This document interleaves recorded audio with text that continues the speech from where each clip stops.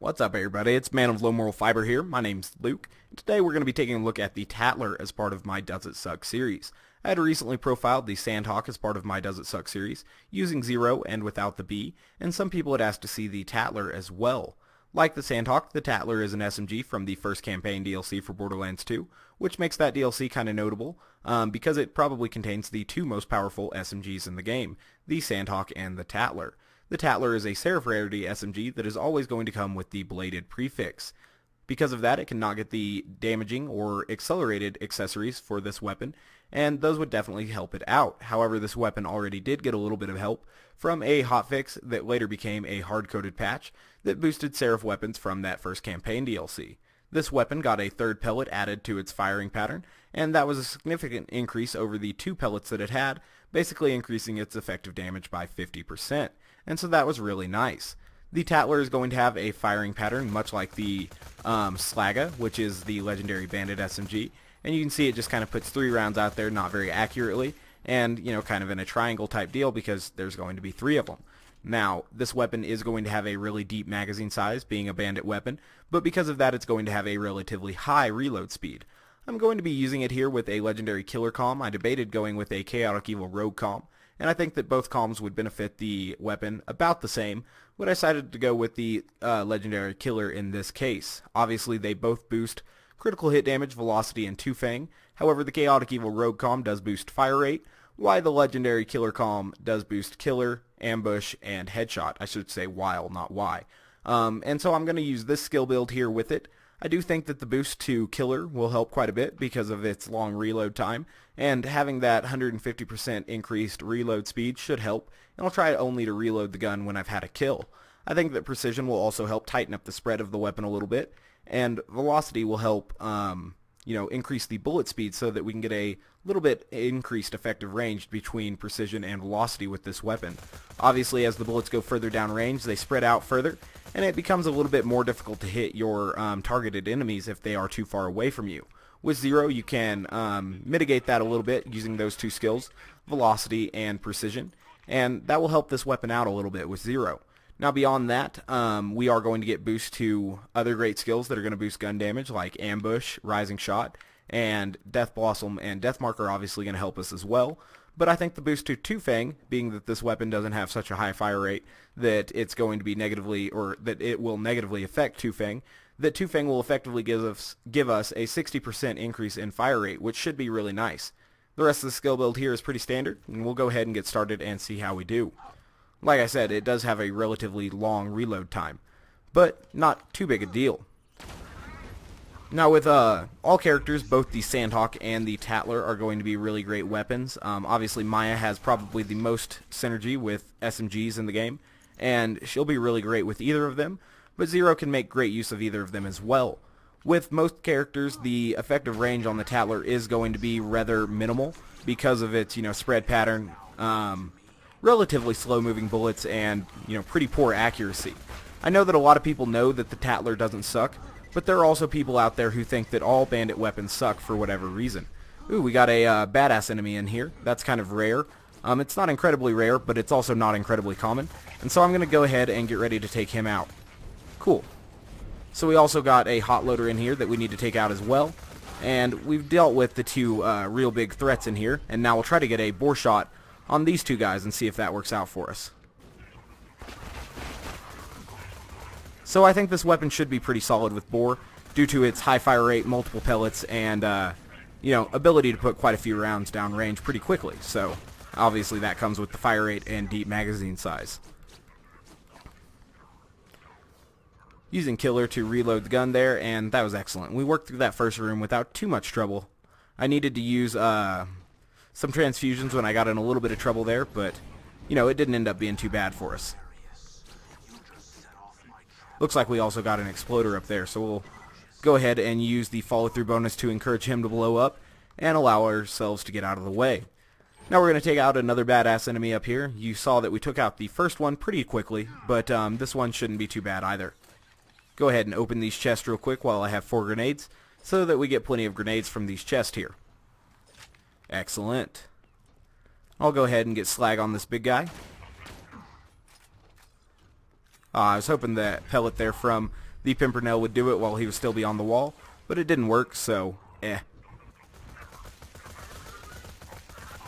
So, it's going to take out the, did I even kunai him? I might not have. That was poor gamesmanship on my part if I forgot. But as you can see, it took out the big bad guy pretty quickly. This is a solid weapon. The only thing it really suffers at is ranged use, and that's because of, its relatively poor accuracy and the spread of the weapon and stuff like that. But when you're close to enemies, it's going to wreck them pretty easily, so I don't know. It's definitely a powerful weapon. I consider the Sandhawk to be a little bit better than this weapon as far as SMGs go, but there's definitely not too much working against this weapon other than its relatively poor effective range.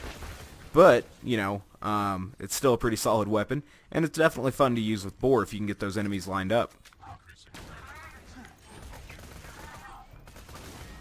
Cool. So I'm just going to use the follow-through bonus here to encourage these exploders to blow up and get away from them as well. You don't need the follow-through bonus, but why not use it? Cool. I wish that the Legendary Killer and every other class mod for Zero added about 50 points to follow-through. That would be really nice. But they don't, unfortunately. So, we'll make do without it. Even at 5 points, it adds a relatively fun increase to movement speed, but it would be nice if it made you like, Sonic or something. That would be cool.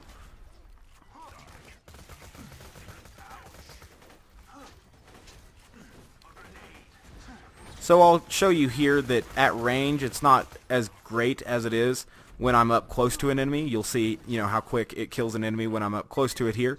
And, it's kind of like a shotgun in SMG form in a little ways, where it has, a relatively poor spread and stuff like that. It definitely still has SMG characteristics to it, but, other SMGs would be doing a little bit better at range against that gun loader than this one was at that particular range. So, that's just something to keep in mind with the Tattler. It's still a very powerful weapon, but you'll get better use out of it if you're up close to enemies like that. Or, like this. So, those are a couple things to keep in mind when using the Tattler. So, we're also going to get fairly close to this guy, get kunai on him, and go ahead and take him out.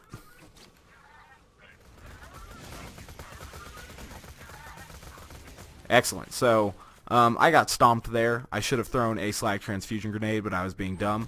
So, we're relatively low on health right now. But we'll probably be able to overcome that via transfusion grenade and deception here. But I need that transfusion grenade to boost my health before, I get killed here. So hopefully the transfusion grenades come to me. And that was good.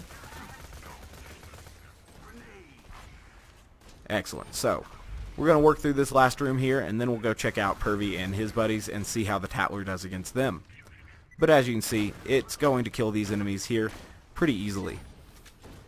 Do want to kill that barrel, because barrels are, the toughest enemies in Borderlands 2, and you have to give them a lot of respect and stuff.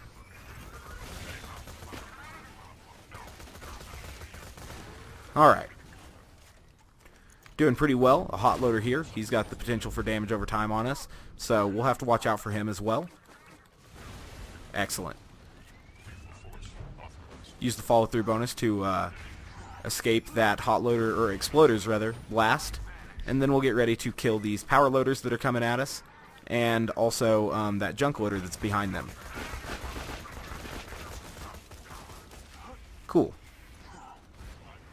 Grim is obviously helping me survive here, and that's always nice. I really like the fact that you're able to spec all the way into the sniping and cunning trees and still get Grim now. That's something I really appreciate. Gives Zero some much needed survivability, and I like that quite a bit.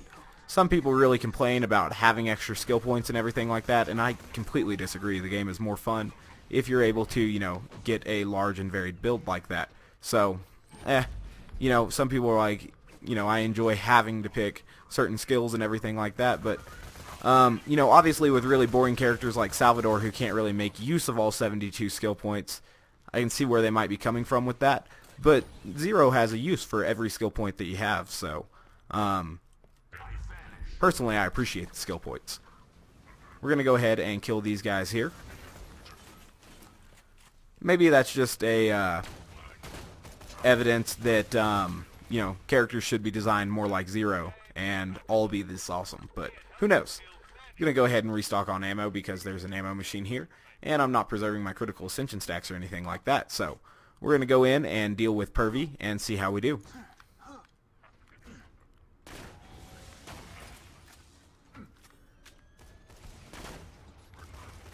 Where's that other one? There we go. Alright, so we're going to get kunai on these guys here. Use Boar to deal some extra damage to these guys. Looks like one of them was no longer slagged, so that was kind of bad, but you know, whatever. Gonna try to slag him again. And that will take him out. Excellent. We definitely want to get slag on Pervy. He has a significant amount of health for a little guy. And then we'll take him out.